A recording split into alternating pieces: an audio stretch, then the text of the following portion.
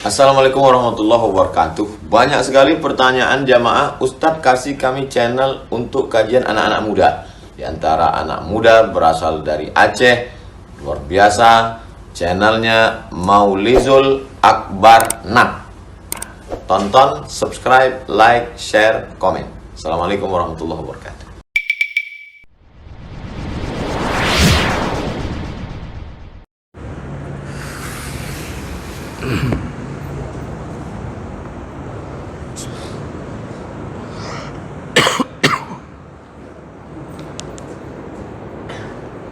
Assalamualaikum warahmatullahi wabarakatuh.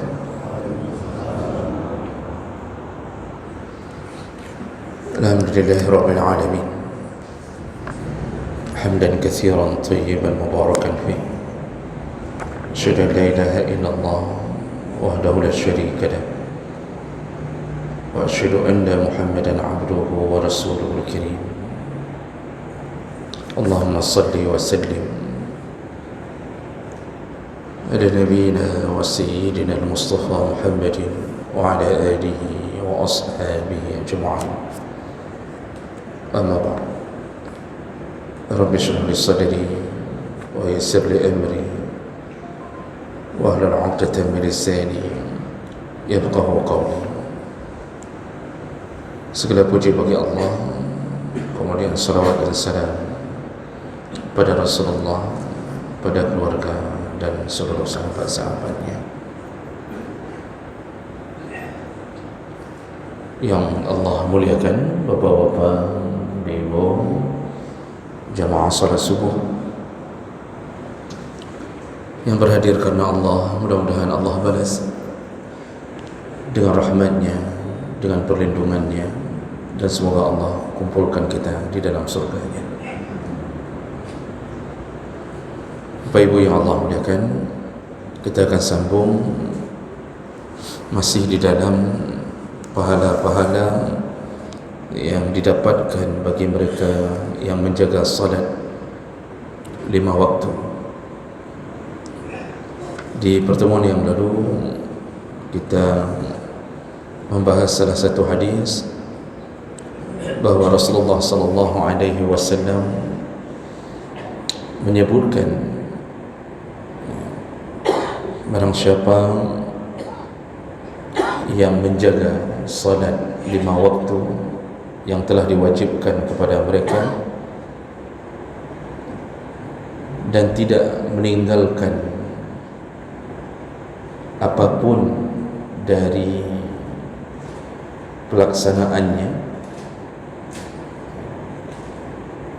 artinya dia menyempurnakannya, maksudnya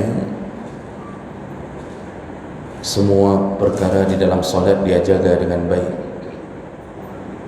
rukunnya dia jaga, yang sunnahnya dia jaga, betul-betul dia melakukannya, tidak dihilangkan sedikit pun, dia berusaha sempurna. Maka Nabi mengatakan Allah berjanji bahawa Allah akan memasukkannya ke dalam surga. Tapi barang siapa yang salat tapi tidak menyempurnakannya, artinya dia salat tetapi banyak perkara dalam salat yang kadang-kadang diremehkan, ditinggalkan, maka tidak ada janji dari Allah. Bisa saja kalau Allah inginkan, Allah memasukkannya ke surga, dan bisa jadi Allah mengazabnya di neraka. Ini ada 2 hadis yang menyebutkan masalah ini. Makanya di pertemuan yang lalu kita mencoba mengkaji kembali tentang perkara-perkara yang bisa menyempurnakan salat adalah dengan menjaga sunnah-sunnah di dalam salat. Sebentar lagi kita akan lanjutkan pembahasan tentang sunnah-sunnah dalam solat itu. Namun kita lihat berikutnya lebih dahulu, yaitu hadis berikutnya masih di dalam bab yang sama, dari Abdullah bin Umar radhiyallahu anhu, hadis riwayat Ahmad dengan derajat yang sahih, anna rajulan ata Rasulullah sallallahu alaihi wasallam, ada seseorang mendatangi Nabi sallallahu alaihi wasallam, fas'alahu an afdalil a'mal, ditanyalah kepada Nabi amalan apa yang paling afdal. Faqal, Rasulullah berkata, as-salah, lakukanlah salat. Summa mah, kemudian ditanya lagi, setelah salat apa lagi ya Nabi? Rasulullah kembali menjawab, as-salat, yaitu lakukanlah salat. Ditanya lagi, kemudian apa lagi ya Rasulullah? Qal summa as-salat salasa marrat. Rasulullah terus mengulang as-salat, as-salat, as-salat, diulang sampai 3 kali. Summa ma, kemudian apa lagi ya Rasulullah?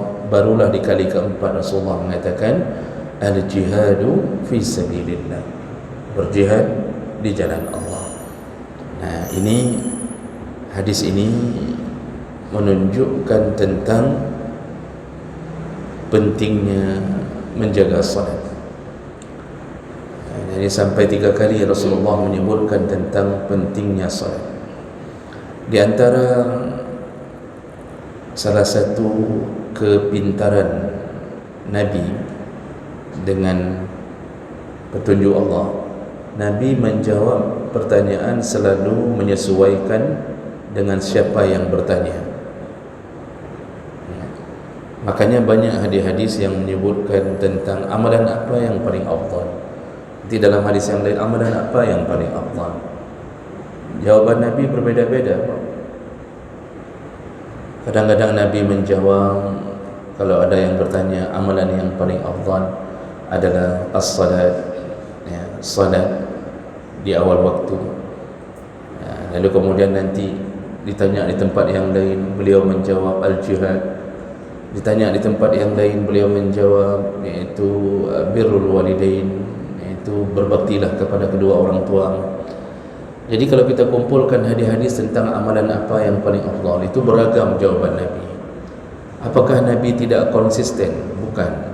Ini salah satu kepintaran Nabi. Beliau menjawab sesuai dengan siapa penanya. Kalau dilihatnya karakter penanya kurang amalannya di sini, maka beliau menjawab dengan amalan afdal yang bisa membuat orang itu bertambah baik. Ya. Jadi kali ini Nabi menjawab tentang salat, dan Nabi menjawab al-jihad setelah salat. Artinya orang-orang yang berjihad tapi tak salat, maka sebenarnya dia juga telah menipu dirinya sendiri. Dan kita sudah banyak di belakang membahas tentang pentingnya salat, karena salat ini pembuka kunci amalan yang lain. Tak ada salat, maka amalan yang lain tak dihitung oleh Allah. Ada salat tapi tak bagus salatnya, tetap tidak ada janji Allah untuk mendapatkan kebahagiaan di surga. Makanya Allah mengatakan fawailul lil musallin, celakalah orang yang salat. Sudah salat masih celaka. Saya fikir kalau sudah salat sudah aman. Sudah salat pun masih celaka. Siapa mereka? Alladzina hum an salatihim sahun, yaitu mereka yang salat tapi melalaikan salatnya. Ini melalaikan ini bisa melalaikan waktunya. Jadi mengulur-ngulur waktu, selalu salat di ujung waktu, mau masuk ke waktu yang lain baru dia salat. Jadi sifat munafik itu dapat di situ. Ada kalanya dia melalaikan materi di dalam salatnya. Dia tidak peduli, yang penting kali aku sembahyang. Nak khusyuk, oh mana tak aku fikir khusyuk ke khusyuk, yang penting kali aku sembahyang. Padahal salat yang diterima dan menjadi pembela kita di hari kiamat selain menjaga rukun syaratnya, syarat utama selain itu adalah khusyuk. Jadi kalau sudah bagus rukun, syarat dan rukun, maka solat kita diterima, solat kita sudah selesai. Artinya tidak perlu diulang, hanya boleh qada, nyokagotnya. Tetapi hanya khusyuk. Begitu tidak khusyuk, maka solatnya tidak makbul. Kerja sudah, tapi tidak diterima. Nah, ini yang bahayanya bagi mereka yang sudah salat tetapi tidak menyempurnakan atau tidak memperbagus materi di dalam salatnya. Ya. Padahal salat ini selain daripada pembuka kunci amal, salat ini juga paling efektif untuk menggugurkan dosa. Rasulullah sallallahu alaihi wasallam dalam hadis riwayat Abi Usman radhiyallahu anhu, hadis riwayat Ahmad dan Nasa'i. Jadi Abi Usman berkata, kuntu ma'a Salman tahta syajarah. Aku pernah bersama Salman Al-Farisi sedang berada di bawah satu pohon. Artinya sedang berteduh di bawah satu pohon.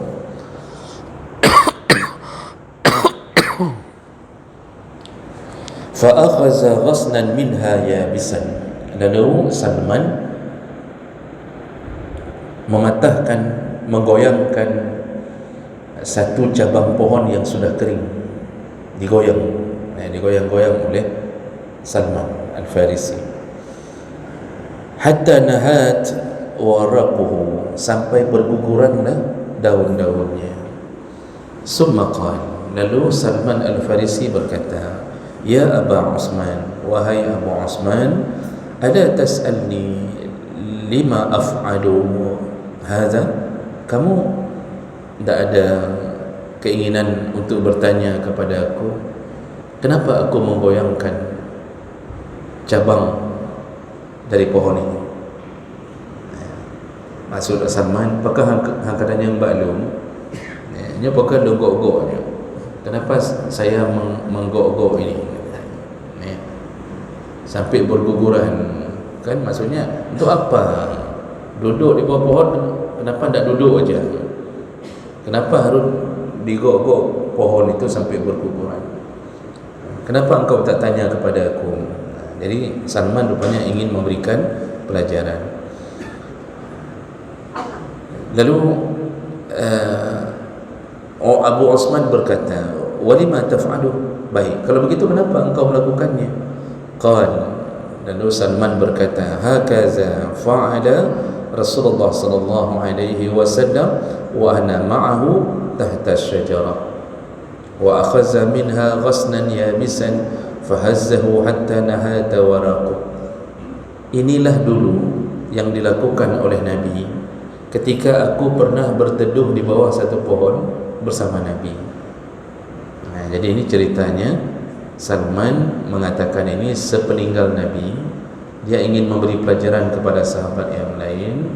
Inilah yang pernah dilakukan Nabi, yaitu menggoyangkan satu cabang pohon ketika aku sedang bersamanya berteduh di bawah satu pohon. Lalu aku bertanya, lalu Nabi berkata, ya Salman, ala tas'aluni lima af'al hadha? Salman, kenapa engkau tidak bertanya kepada aku, kenapa aku melakukan ini? Jadi apa yang dikatakan Nabi persis diulang oleh Salman. Qultu walima taf'alu? Ya Rasulullah, kenapa engkau melakukan itu? Yang baru bedanya di Salman. Qal, nah di situ Nabi berkata, innal muslim idza tawadda'a fa ahsana al-wudu summa shalla as-salawatil khams. Sesungguhnya seorang muslim kalau dia bagus wudunya, lalu dia salat 5 waktu, ya, dalam tanda kutip dengan sempurna, dengan bagus, tahatat khatayahu kama yatahattu hadzal waraq, maka berguguranlah dosa-dosanya seperti gugurnya daun-daun ini. Nah, jadi Nabi dahulu memberi pelajaran ke Salman, mengatakan bahwa orang yang semayang, Psikolog semayang ged gecok wudu, bagus dia wudunya, salatnya bagus, dia jaga 5 waktu, maka berguguranlah dosa-dosanya sebagaimana bergugurannya daun-daun ini. Lalu Rasulullah berkata, waqala ta'ala, Allah berkata, wa aqimis salat tarafain nahar wa zulafan minal layl innal hasanat yuzhibna sayyi'at zalika zikra lizakirin. Surat Hud ayat 114. Jadi apa kata Allah? Dirikanlah salat dari mulai siang atau pagi hari sampai di tepian malam hari. Maksudnya dari awal pagi jagalah sampai habisnya malam, sampai selesai isya, jagalah 5 waktu itu, kata Allah. Maka innal hasanat yuzhibna sayyi'at, kebaikan-kebaikan bisa menggugurkan keburukan-keburukan. Di ujung ayat Allah mengatakan zalika zikra lizakirin, itu adalah peringatan orang-orang yang memperingatkan. Jadi Bapak Ibu yang Allah muliakan, ini janji dari Allah sekaligus janji dari Nabi. Kalau salat kita bagus, maka Allah gugurkan dosa-dosa berserta dengan salat itu. Dalam hadis yang lain dari Salman Al-Farisi juga, qala Rasulullah sallallahu alaihi wasallam, al-muslimu yusalli wa khatayahu marfu'atun ala ra'si kullama sajada tahattat anhu fayafruhu min salatihi wa qad tahattat anhu khatayahu. Rasulullah berkata, seorang muslim ketika dia salat, maka diletakkanlah dosa-dosanya di atas kepalanya. Diletakkanlah dosa-dosanya di atas kepalanya. Ketika dia bersujud, maka berguguranlah dosa-dosa itu beserta dengan sujudnya, sehingga selesai salat tidak lagi ditemukan dosa-dosa pada catatan amalnya. Nah, ini hadis-hadis ini itu memberi kabar gembira kepada kita bahwa begitu hebatnya kemaafan Allah bagi seorang muslim. Dengan salat 5 waktu saja berguguran. Makanya orang-orang yang tidak pernah tinggal salat, insya-Allah dijamin masuk surga. Kenapa? Meninggal dalam keadaan tak membawa dosa. Namun hati-hati, karena di sini hadis-hadis ini menyebut khataya. Khataya itu khata, mufradnya khata, artinya kesalahan-kesalahan. Jadi Nabi tidak menyebut ismun atau zambun. Kalau disebut ismun atau zambun itu bermakna dosa besar. Kalau disebut dengan khataya, itu bermakna dosa kecil. Maka yang begitu mudah digugurkan adalah dosa kecil.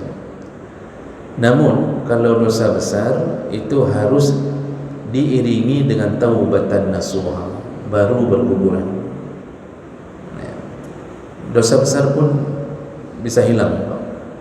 Kita pernah bermaksiat, kita pernah berzina, kita pernah berjudi, kita pernah makan riba, macam-macam pernah kita lakukan.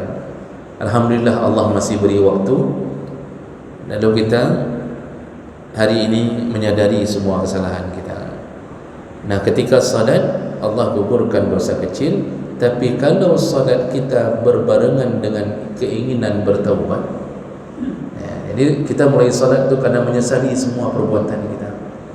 Bahkan kita mengambil kembali semua salat-salat yang telah berlalu, yang kita tinggalkan. Jadi ada keinginan taubat yang sangat kuat. Kita tak mau lagi mengulang masa-masa kita waktu SMA, sekali salat, 2 kali tak salat. Makanya banyak orang kejadian seperti itu. Kalau diiringi dengan taubat, maka dengan dosa besarnya pun dihapus oleh Allah Subhanahu wa taala. Ada yang bertanya ke saya, "Man ustaz na perlet dah qada semayang yang kali?" Ini mungkin sudah pernah saya jelaskan. Cuma ada orang-orang yang meragu-ragukan, artinya dia mungkin mendengarkan informasi tidak perlu qada. Bapak Ibu, perlu saya ulang sedikit kembali dalam masalah ini. Jadi dalam masalah mengambil kembali, mengqada salat yang dulu kita sudah baligh tapi kita meninggalkannya, ada pandangan yang disepakati. Jadi yang disepakati oleh seluruh ulama adalah apabila salat itu ditinggalkan dengan tidak sengaja, apabila ditinggalkan dengan tidak sengaja, terbangun salat subuh, tidak terbangun salat subuh, bangun waktu sudah habis waktu subuh, atau kita mengalami masa emergensi, gawat darurat, rasa ketakutan, tsunami, gempa, pelum kedih, pelum kenau, sehingga tidak sempat dan tidak bisa melakukan solat itu, artinya ditinggalkan dengan tidak sengaja. Semua ulama sepakat wajib diqadha. Itu dulu yang disepakati, wajib diqadha. Kenapa? Dengan dalil-dalil. Nabi SAW pernah terlambat salat subuh, Nabi segera mengqadhanya.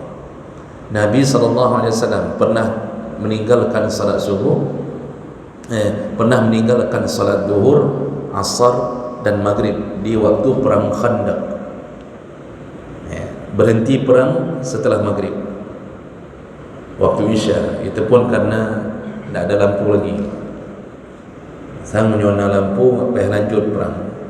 Tertinggallah zuhur, asar dan maghrib. Apa yang Nabi lakukan? Hadis menyebutkan Nabi mengqadhanya setelah salat isya, langsung diqadha zuhur, asar dan maghrib.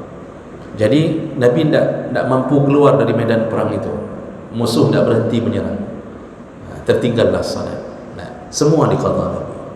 Nah, itu sepakat kalau masalah itu. Permasalahan kedua, bagaimana kalau salat itu ditinggalkan dengan sengaja? Jadi yang kenyan bud orang-orang yang waktu baligh mungkin tidak berada di pesantren, waktu baligh mengalami masa-masa batat, tunggang, bangsat, pula umpamanya, salat tak pernah, itu mungkin pernah mengalami kejadian itu. Masa kita tidak cukup akal untuk berfikir tujuan hidup, tertinggallah salat. SMA cukup banyak tidak salat. Ini ditinggal dengan sengaja, padahal dia sudah masuk wajib salat, sudah baligh. Wajib diqadha atau tidak? Ada dua pandangan. Yang pertama, pandangan 4 mazhab jumhur ulama, sekaligus 4 mazhab. 4 mazhab sepakat mengatakan bahawa wajib qadha. Wajib qadha. Dosa kalau tidak qadha. Dengan dalil yang pertama, Allah yang mengatakan innas salata kanat 'alal mu'minina kitaban mawquta. Salat itu telah ditentukan Allah berdasarkan waktu-waktunya. Artinya para ulama mengatakan, Allah mengatakan salat itu sehari semalam 5 waktu. Barang siapa yang menghilangkan 5 waktu ini, maka dia wajib mengembalikan 5 waktu itu. Karena Allah langsung mengatakan kitabam mawquta. Yang wadai kalau dia berhenti kata Allah. Apalagi kita ini kan paling diringankan, dari 50 waktu menjadi 5 waktu, tetap tidak salat.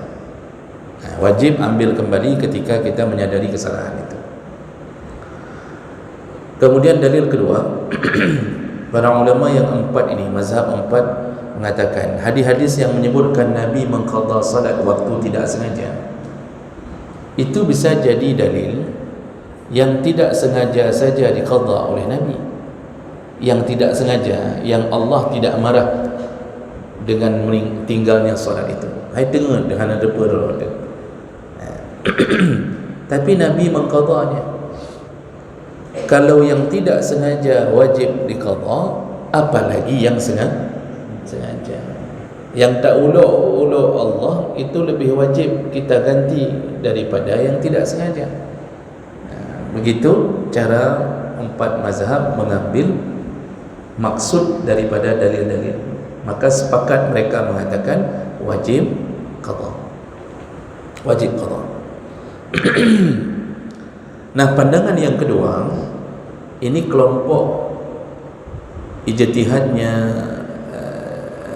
mazhab Al-Zahiri, Daud Al-Zahiri, Ibnu Hazm muridnya, kemudian diikuti oleh Ibnu Taimiyah, Ibnu Al-Qayyim, ulama-ulama di Saudi sebahagiannya, di Arab Saudi, itu mengatakan bahawa tidak wajib qada. Kenapa tidak wajib qada? Mereka berpegang pada salah satu hadis Nabi, at-taibu minaz zambi kaman la zamba lahu. Orang yang taubat dari dosa, maka kalau dia diterima taubatnya, maka tidak perlu lagi, maka dia dianggap seperti tidak ada dosa. Jadi diambillah maknanya oleh para ulama dari kelompok ini. Yang penting taubat saja. Kalau taubat sudah diterima, maka kita dianggap tidak pernah lagi berdosa. Makanya ada sebahagian yang mendengar di pengajian-pengajian, ana wajib qada, ana wajib qada. Ini berdasarkan pandangan dari kelompok kedua ini. Yang selalu saya tanyakan kepada orang yang mengatakan tidak wajib qada, tadi Nabi mensyaratkan kalau diterima taubatnya. Sekarang pertanyaannya, dari mana kita tahu sudah diterima taubat? Dari peci, Pak. Dulu tidak pakai peci, sekarang pakai peci. Dulu pakai celana jeans, sekarang pakai kain sarung, pakai jubah.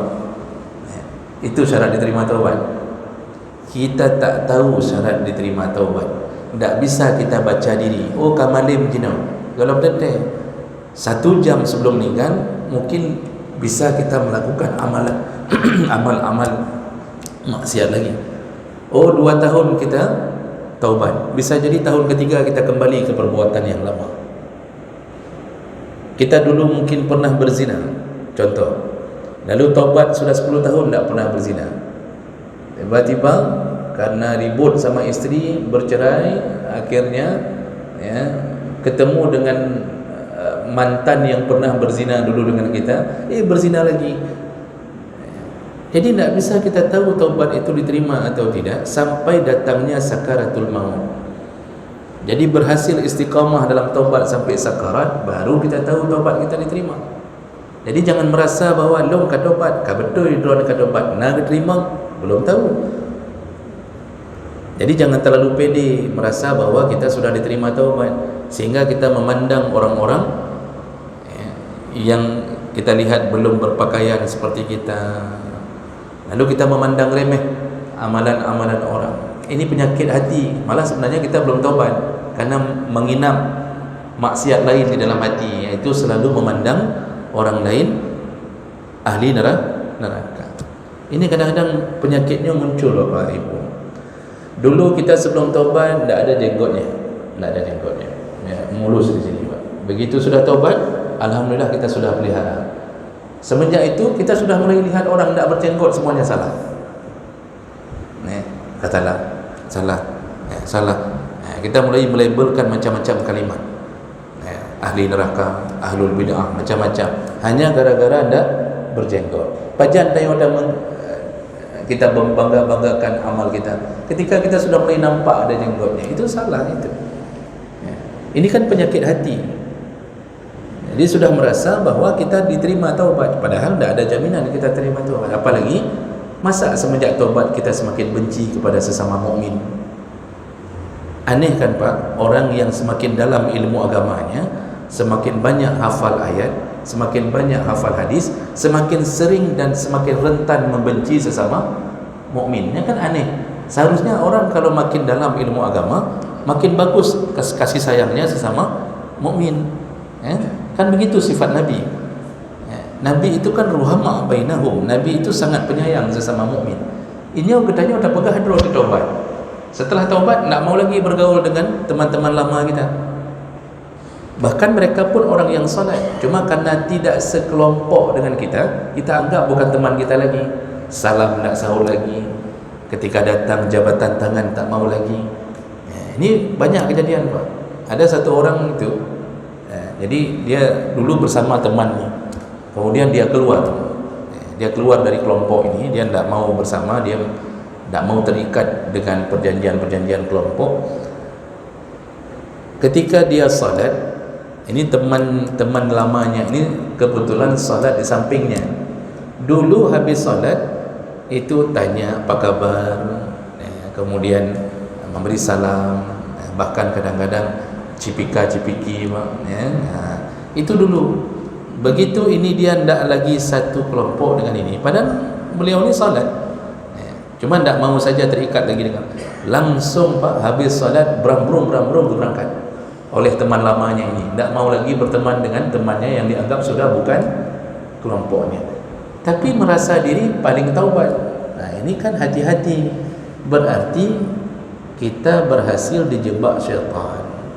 Kita merasa diri hijrah, padahal cuma pindah maksiat. Dulu maksiat kita pakai baju telanjang, pindah maksiatnya menjadi hati yang buruk kepada sesama mukmin. Mana lagi nyan, pada depu kita yang dapat. Oleh karena itu, saya dimanapun ditanya, mana yang lebih bagus, qada atau tidak qada? Qada, saya bilang. Qada lebih selamat. Ya, qada, ikuti pandangan 4 mazhab. Qada dengan dalil-dalilnya. Ya. Nah, jadi begitu amalan salat, berusahalah untuk diampunkan dosa yang besar dengan cara iringilah dengan taubat dan sampai mati. Jadi taubat itu tidak bisa kita tandai makbul atau tidaknya kecuali kita istiqamah sampai datangnya sakarat. Jadi Bapak Ibu yang Allah muliakan, ini hadis-hadis ini tadi menyebutkan begitu hebatnya kelebihan orang yang salat. Nah, diisyaratkan tadi oleh Nabi, kita ambil waktu 5 menit lagi Pak. Diisyaratkan oleh Nabi itu kalau salatnya sempurna. Maksud sempurna, kita berusaha semampu mungkin untuk menjaga salat kita.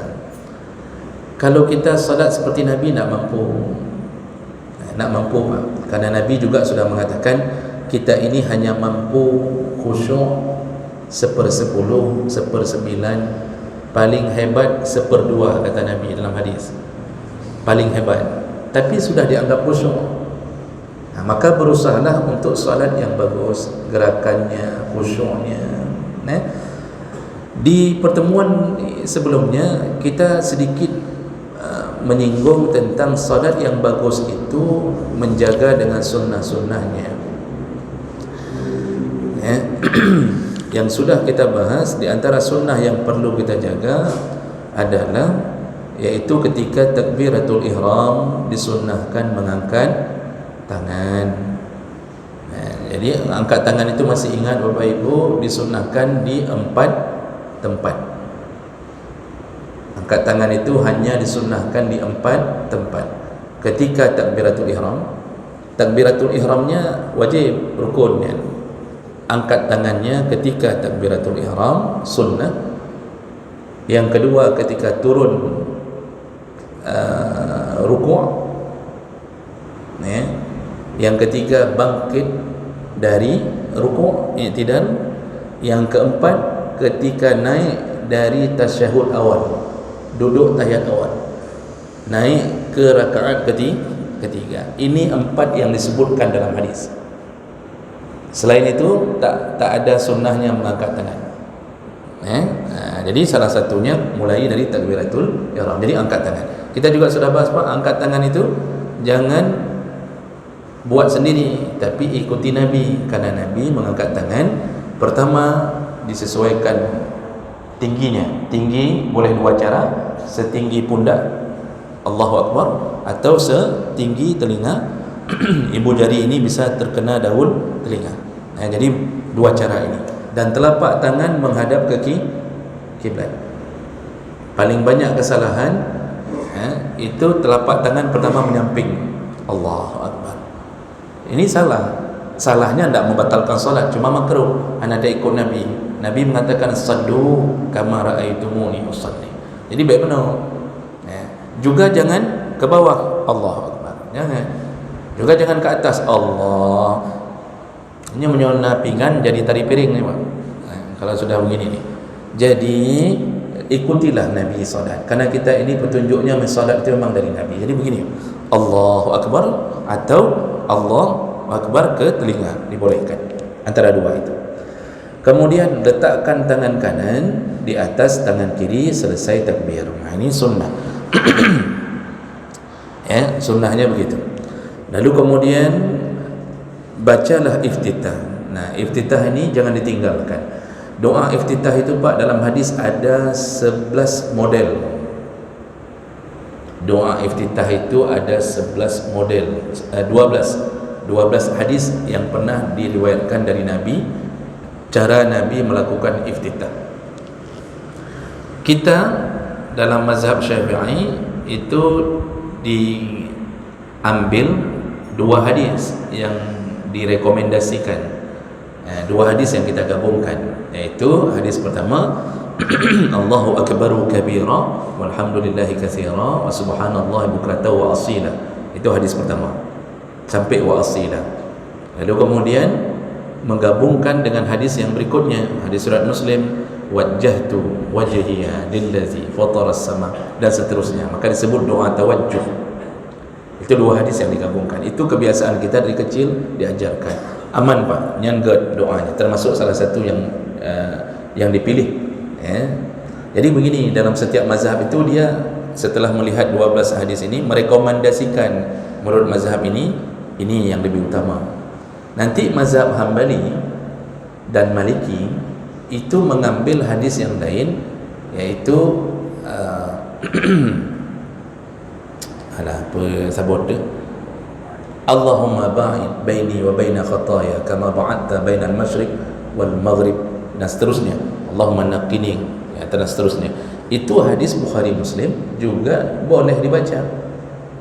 Oh, kita mau gabung semuanya, boleh. Tapi jangan salat waktu berjamaah. Jangan jadi imam membaca semua hadis itu sehingga idepu oleh makmum ikut. Ya. Dia berdiri ulama nak baca-baca Al-Fatihah, Pak. Rupanya imamnya menghabiskan semua hadis. Ini salah. Salat berjamaah itu kita selain punya ilmu juga harus punya perasaan. Rasulullah mengatakan, faman amma minkum falyukhaffif. Barang siapa yang menjadi imam di antara kalian, maka yukhaffif, ringankanlah, kata Rasulullah. Kenapa? Lianna minkum maridan, di antara kalian ada orang sakit, wasyaikhan, ada orang tua, wazal hajah, dan ada orang yang punya keperluan. Nabi sampai begitu toleransinya, ya, supaya orang khusyuk. Jadi imam kalau cuma punya ilmu tak punya perasaan, bahaya. Makmum pun tak boleh membaca terlalu lama. Kalau imamnya sudah sujud, dia masih baca iftitah sampai digabungkan 12 tadi, itu pun tak boleh. Kalau salat tahajud, salat duha, silakan. Sedang cuma sayangnya di Indonesia bacaan seperti itu dipilah-pilah, seakan-akan itu bacaan organisasi. Jadi membaca Allahu Akbar kabira nya NU, menyo Allahumma ba'id baini nya Muhammadiyah. Dia ada tanya yang Pak Gop, nyan purun kan, hai baca Allahumma ba'id baini, berarti Muhammadiyah. Itu bukan doa Muhammadiyah dan itu bukan doa NU. Itu semuanya hadis Nabi, Pak. Cuma ulama mazhab ada yang mengutamakan ambil ini, yang ini ambil ini. Nah, itu kita gabung semua pun tak apa-apa. Lalu kemudian, jadi iftitah itu jangan tinggalkan. Lalu kemudian setelah iftitah itu disunnahkan membaca lebih dahulu al-isti'azah, a'udzubillah. Ini yang paling banyak ditinggalkan. Kan kita habis iftitah, Pak, wa ana minal muslimin, kan? Terakhir iftitah kita kan langsung baca bismillah untuk Al-Fatihah. Padahal sunnahnya membaca ta'awuz, a'udzubillah. Ya, dan itu Nabi yang melakukannya dan berdasarkan hadis Nabi sallallahu alaihi wasallam. Ya, Nabi itu membaca ta'awuz sebelum Al-Fatihah. Kemudian dibantu dikuatkan juga surat An-Nahl 98, fa iza qara'tal Qur'an fasta'iz billah. Kalau engkau baca Quran, berlindunglah dulu kepada Allah. Ini amalan yang paling banyak ditinggalkan. Urang hana baca auzubillah. Kenapa?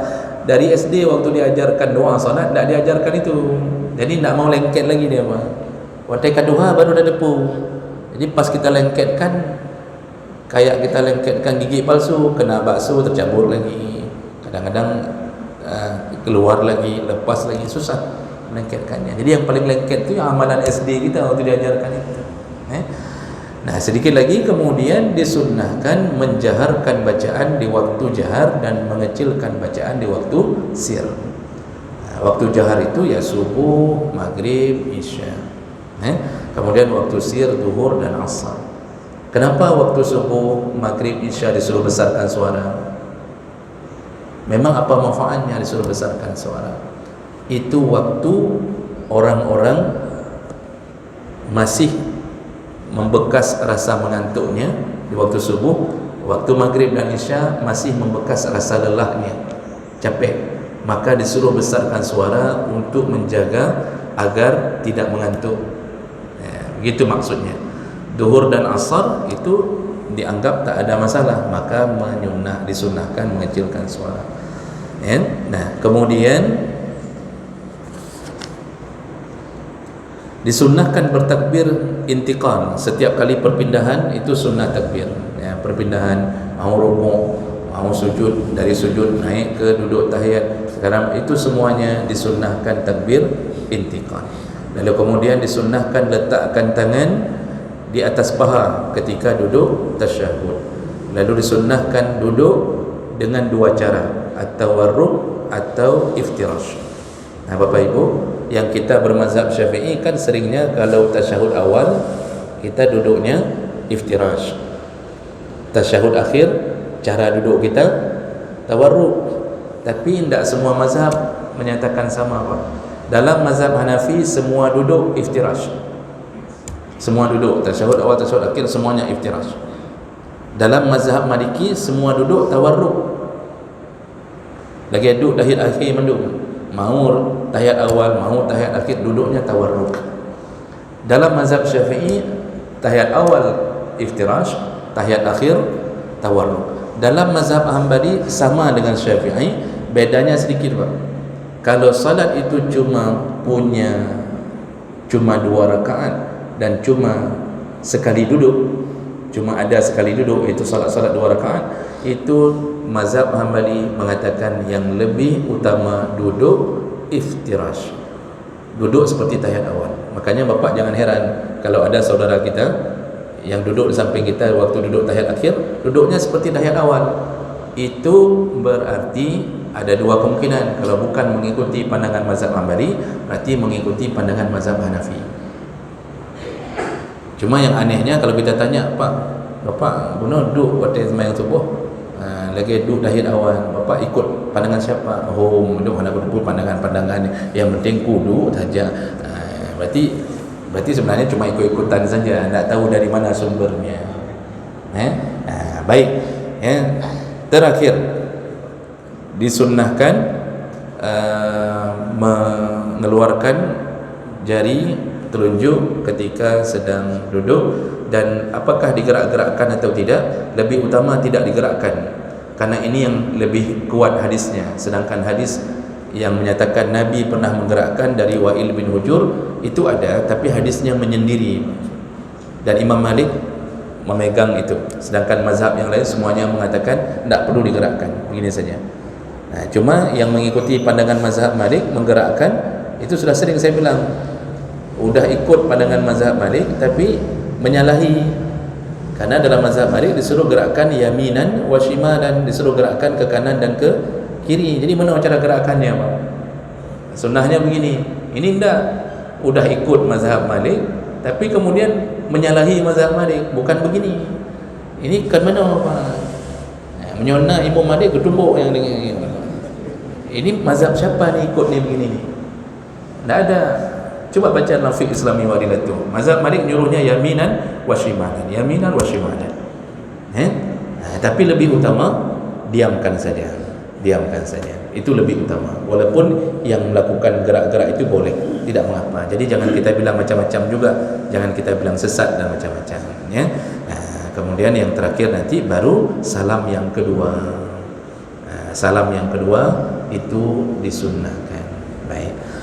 Baik, nanti salawat juga. Ada yang tinggal salawat juga sunnah di tasyahud awal, wajib di tasyahud akhir.